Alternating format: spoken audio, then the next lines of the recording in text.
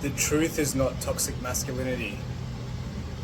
If people think like, don't get it twisted, if people think like the truth is somehow toxic masculinity, that's delusion. They're in delusion. Don't let people make you think that because you're being truthful and honest and you know the truth well, and regardless of what anyone says, in order to be in higher conscious states, you need to be in truth. You cannot work in a higher conscious state in delusion.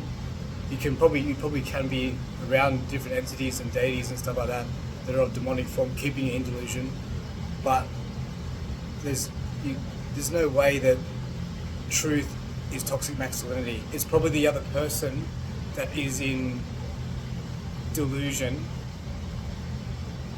that isn't looking at truth, or they can't handle the truth. And the less you can handle the truth is detrimental to your growth in general. You can't grow at all if you're deluded from the truth, because you've got no truth to work with. You have to work with yourself, and that is in truth. Your situation is in truth.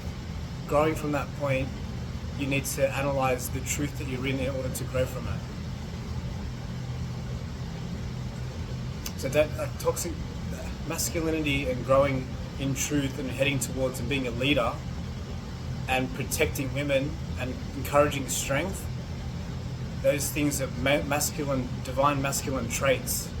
And having fortitude with yourself and not wasting what's your essence around everywhere, that is what is right. Not staying deluded and then being truly masculine and hitting goals and getting things done and looking after your family and loving.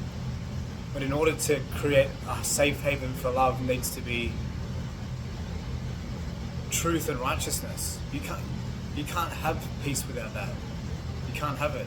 So if you're a man or a teenager,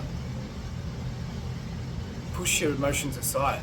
But make it so that when you're pushing your emotions aside, be vulnerable still, but be vulnerable with God.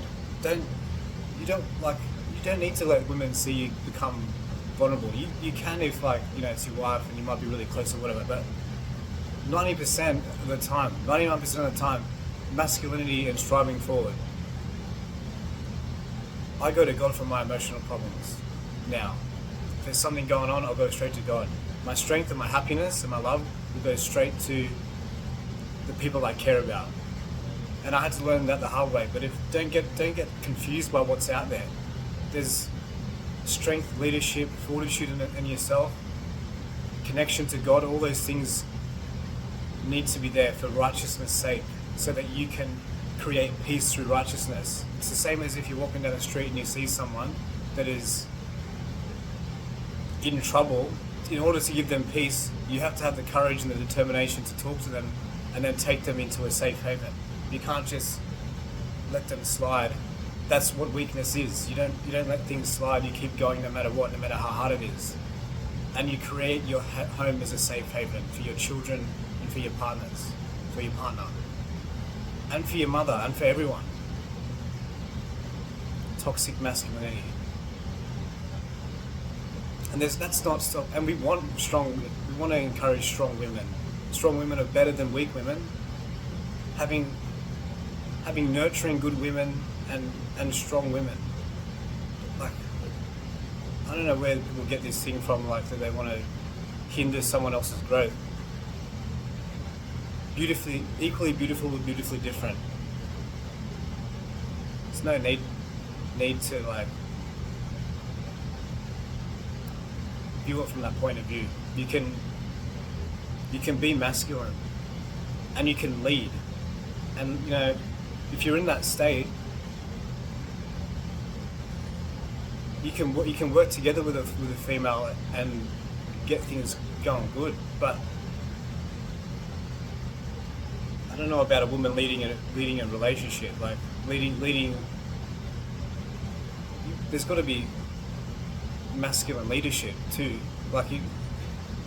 And women are attracted to that anyway. Like, if you're attracted, you're going to be attracted to men leading. It's not. And maybe there's issues in the past or whatever with fathers and stuff like that. And hey, I'm sorry about that, but a true man will lead his woman in the right way, and he'll be open to listen to her. He'll be open to listen to her and grow from her and each other. It'll balance each other. It won't. I know from experience, from seeing relationships around me, that a weak man is not going to suffice. So what I'm saying is, don't mistake toxic masculinity, someone being toxically masculine, for the truth. The truth is the truth. We should be, as men, we should be out there fighting our dragons and getting rid of our addictions and all that sort of stuff, and making money and those sorts of things, and then coming home and keeping our families safe. Not any other way.